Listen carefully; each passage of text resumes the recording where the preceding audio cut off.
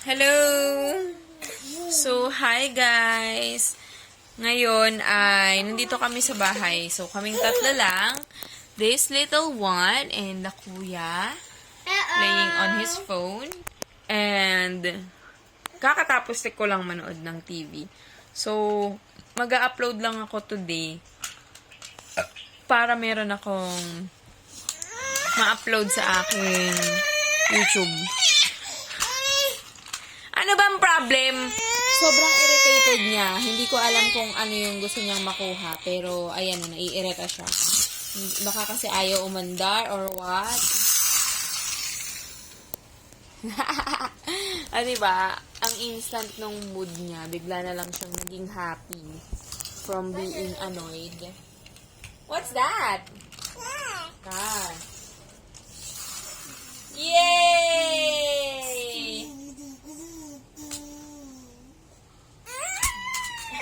Diba? Ang init ng ulo niya. Oh, what's this? How about that one? How about this one? What's this? Orange, love. That's orange.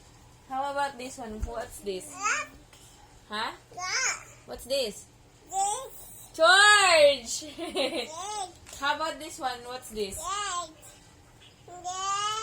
Dinosaur. How about this one? Who's this? Who's this? Coco Melon! What's his name? JJ. That's it. That is JJ. How about this one? This one. What's this? What? Duck. So, si Elijah, madaldal na talaga siya. Kaso, hindi pa buo yung mga words niya.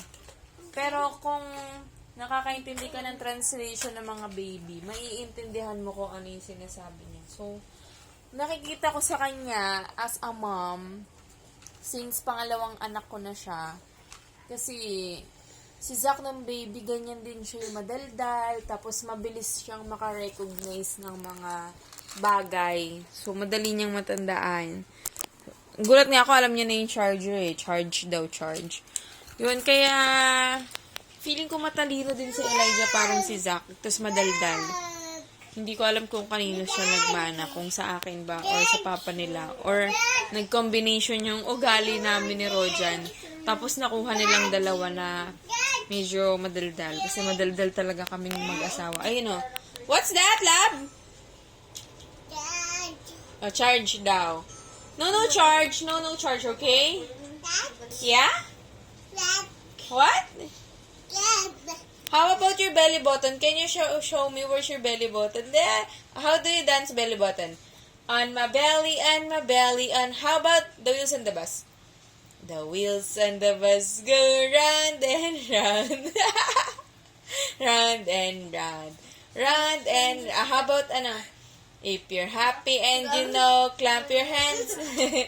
If you're happy and you know, clap your hands. How do you clap your hands daw, Labi? Yeah. Stamp your feet na lang daw. Stamp your feet. Where's your feet? Stamp your feet. Stamp your feet. Where's your feet? Ayun ang feet. Yeah! Good job! How about your nose? Yeah, that's your nose. Head, shoulder, knees and toes. Knees and toes. Head. Where's your head? Where's your head? Where's your head first? Where?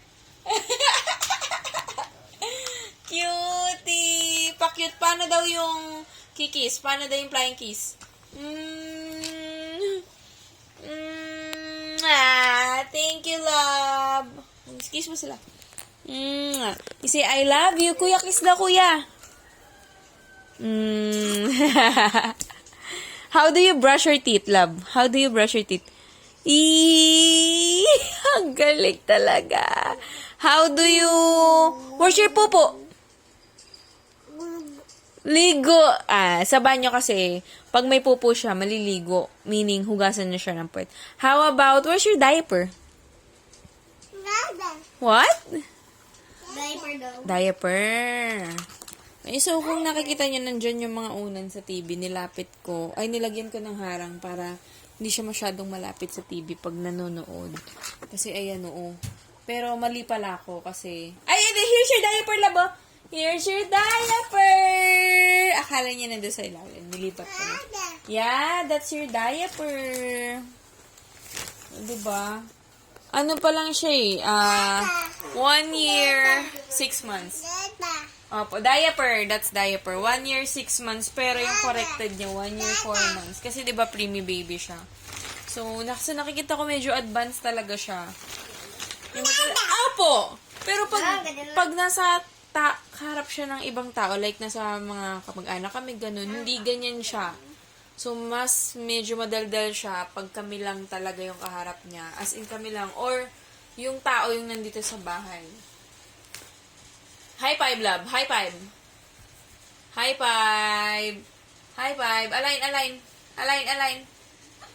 Eee! Close open. Close open. Big boy na. Big boy na nagka-close open pa rin kami. Paano daw mag-cry yung baby? Paano nagka-cry baby? Paano? Paano nagka-cry yung baby? Paano yung cry? Wilson Tabas yan eh. Ang galing naman. Paano to mag-sing? Paano mag-sing? Paano mag-sing baby? Paano? I can almost see it. Ikaw nga. Diba? Sobrang cute niya. By the way, kasi nung baby si Zach, matalino talaga yan. As in talagang matandaan siya sa lugar, matandaan siya sa mga bagay. Tapos may mga nag-message sa akin ng mga parang first time mong nun. Tinatanong nila kung ano daw yung gatas si Zach, ano yung ginagawa ko, bakit parang lumaking matalino si Zach. Kasi until na naman matalino naman siya eh. Ang gatas kasi Zach kasi nun, 3 months akong nag-breastfeeding sa kanya. Tapos formula na siya. So, hindi siya pure breastfeeding unlike this little one. Ito hanggang ngayon dumidede pa sa akin eh. So, never siya nakatikim ng formula. Pero malakas to. Mas malakas tong kumain ng solid kumpara kay kuya niya dati. So, magkakaiba talaga yung mga bata. Hindi talaga sila pare-parehas ng mga milestone. Bawat bata magkakaiba. Kahit magkapatid pa yan. Basta magkaiba sila. Tapos, so, sa nakikita ko, breastfeed and formula, wala sa gatas yung talino ng baby. For me ha, so hindi ko pa nakikita yung development niya since medyo maliit pa siya. Pero, namamanifest ko na eh, na matalino siya. Ewan ko, na yung instinct ko, alam ko talaga na matalino tong little one na to. So, yan siya. Pure breastfeeding yan. Medyo chubby-chubby siya kasi mas malakas kumain ng kanin to. Kumakain ng Bake Mac nga yan eh. Tsaka mahilig siya sa fruits. Walang fruits na hindi kinakain. Lahat din ng in-offer namin na food, kinakain niya. Walang hindi. So, wala akong problema sa kanya sa pagpapakain. Kahit pa dry yung ulam kasi nga, kunwari, wala kaming sabaw, mga ganun. Kahit yung mga sauce na lang nung sauce ng Andox, yan, kinakain pa rin niya yun. Minsan kanin na lang pag wala talagang choice. Tapos, ayun, sa mga nagtatanong sa akin noon, wala naman ako nakikitang secret. Ang feeling ko lang, may tinga. Feeling ko lang kaya nagiging matalino yung mga bata is dahil sa surrounding, sa environment nila bago sila habang nagde-develop yung brain nila. So, kailangan talaga yung gantong edad since nasa developing stage talaga sila. Developing stage sila is kailangan mo silang tutukan ng mas maigi. Kasi, syempre, nandun lahat yung curiosity nila. Parang, lahat inaalam talaga nila. So, kailangan nakatuto ka para sagutin mo yon, para may guide sila, yung ganun. Hindi ba sila yung parang clueless kasi walang nag-guide sa kanila. Kasi, aminin natin, hindi naman lahat na nagbabantay matyaga magturo, diba, or makipag-usap. Lalo kapag iniwan mo yan sa hindi naman ka ano-ano. Pero hindi ko naman nila lahat, baka may mga ganun lang case. So, meron din namang iniwan kay ganito pero matatalino. So, again, it depends sa bata talaga. Pero for me, based sa observation ko bilang mami na ako, at yun yung nakikita ko sa mga anak ko is, yun nga, kailangan yung gantong edad talaga hanggang siguro mag-reach sila ng mga 7 to 9. Hindi naman, hindi, doon naman tayo sa topic na yun. Ay, hanggang mag-reach sila ng 7 to 9, so kailangan talaga silang tutukan.